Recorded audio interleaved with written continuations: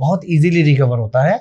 इसलिए इतनी टेंशन लेने की मेरे हिसाब से ज़रूरत नहीं है कि आपको अगर कोई प्रॉब्लम क्रिएट हो गई है तो उसका कोई सॉल्यूशन नहीं है, सभी चीज़ का सॉल्यूशन है। और ये मैंडिबल फ्रैक्चर तो बहुत कॉमन है आज के टाइम में, मैं देखता हूँ बहुत केसेस आते हैं मंथ में, 5 to 6 केसेस की सर्जरी मैं ऑलरेडी कर चुका होता हूँ। तो मुझे लगता है कि ये इस पर थोड़ी सी अवेयरनेस फैलानी चाहिए थी। मेरे पास जब भी केस आ रहा है, एक केस आया था उसको बहुत माइनर हेयरलाइन फ्रैक्चर था यहाँ मेंटल फोरामन के पास, वो एक्सट्रैक्शन वाला ही केस था, किसी से दांत निकलवाया था, उसमें अनइवन फोर्स लगी तो वो उसमें ब्रेक हो गया। तो अब उस केस के लिए वो चले गए, जो उनका डर गए उनकी फैमिली वाले, वो एक सुपर स्पेशलिटी हॉस्पिटल में गए, वहाँ उनको 1.5 लाख का चार्ज बताया। 1.5 लाख? हाँ, बहुत ज़्यादा। मतलब हॉस्पिटल्स की एक अपनी एक लुक, हॉस्पिटल का अपना एक स्टैंडर्ड है ना कि किसी को कोई सुपर स्पेशलिटी हॉस्पिटल है तो वहाँ पर उनका इंफ्रास्ट्रक्चर का चार्जेस वगैरह वो सब चीज़ें मैनेज करके, तो उनको 1.5 लाख बताया। उन्होंने मुझे नहीं बताया, फिर वो हमारे पास आए,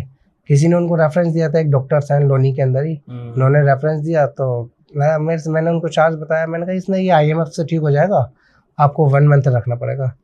तो हमने उनको विद स्केलिंग वगैरह सब चीज़ का 15,000 चार्ज बताया। फिर वो भी रेफरेंस से आए थे नोन टू, तो फिर उसमें भी कुछ हमने डिस्काउंट कर दिया। अंडरस्टूड। तो उसके बाद वो 1 मंथ बाद ठीक हो गया। तब उन्होंने मुझे वो पूरी कहानी बताई कि सर हमने वहाँ से कहा था 1.5 लाख का मैं चार्ज बताया था, हमें डरा दिया था कि मुंह टेढ़ा हो जाएगा, आपका पैरालिसिस हो जाएगा किसी ने, और इसलिए हम सीधे वहीं चले गए थे। तो कह रहे कि मैंने तो लोन भी ले लिया था, उसी लोन में से ही आपको पैसे दिए थे, जो एप्लीकेशन से लोन ले लेते ना। कह रहे फिर हमने बाकी के लोन अब हम धीरे धीरे चुकाएंगे, वो पैसे भी हमारे खर्च हो गए। मैंने कहा वैसा जो हो गया वो तो हो गया। तो ऐसे केसेस होते हैं, लोगों को अवेयरनेस की थोड़ी सी कमी है। वो ये अवेयर होना चाहिए कि कोई भी आपके साथ ट्रॉमा हो रहा है तो वो आप 2-3 जगह से ओपिनियन ले लें, और वो इतना ज़्यादा कॉम्प्लिकेशन प्रोसीजर नहीं है।